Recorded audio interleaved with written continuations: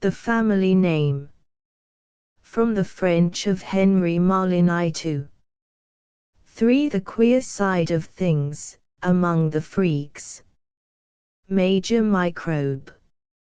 Lamps of all kinds and times. 2 styles, a tale with a moral. The full Project Gutenberg license.